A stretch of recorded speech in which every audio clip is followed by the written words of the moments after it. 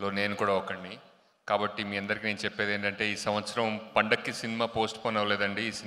ఈ సంవత్సరం పండగే పోస్ట్ పోయిందన్న ఫీలింగ్లో ఉంది. రవితేజ్ గారి గురించి ఇంతకుముందు చాలాసార్లు చెప్పాను. I'm a great fan of him as an actor and also him as an human being అనమాట. చాలా అంటే ఆయన చుట్టూ ఒక మంచి పాజిటివ్ ఆరా ఉంటుంది. అంటే ఎవ్రీడే ఎవరిని బాధ పెట్టకుండా అందరితో హాయిగా కలిసిపోతూ చాలా ఎనర్జీగా, చాలా హ్యాపీగా, చాలా అందరినీ హ్యాపీగా ఉంచుతూ పనిచేసే మనిషి ఆయన. అందుకే ఆయన అంటే నాకు చాలా ఇష్టం. అలాగే ఇదివరకు మా ఇంట్లో నన్ను సినిమాలు చూస్తే చిన్నప్పుడు కొంతమంది తిడుతూ ఉండేవారు, సినిమాలు చూడక చదువుకో అని. వాళ్ళు కూడా యాక్చువల్లీ రవితేజ్ గారి సినిమా రిలీజ్ అయినప్పుడు చూస్తూ ఉంటారనమాట. సో రవితేజ్ గారి ఫ్యాన్స్ చిన్న వయసు నుంచి పెద్దవాళ్ళ వరకు అందరూ ఉన్నారు. సో February 9th మీ అందరికీ మంచి ఎంటర్టైన్మెంట్ అందుతుందని నా నమ్మకం.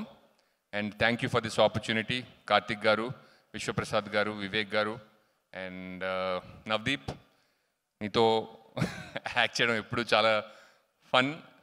Great friend and great personality. And thank you Kavya and Anupama. And ఇంకా ఎవరైనా మర్చిపోతే క్షమించండి.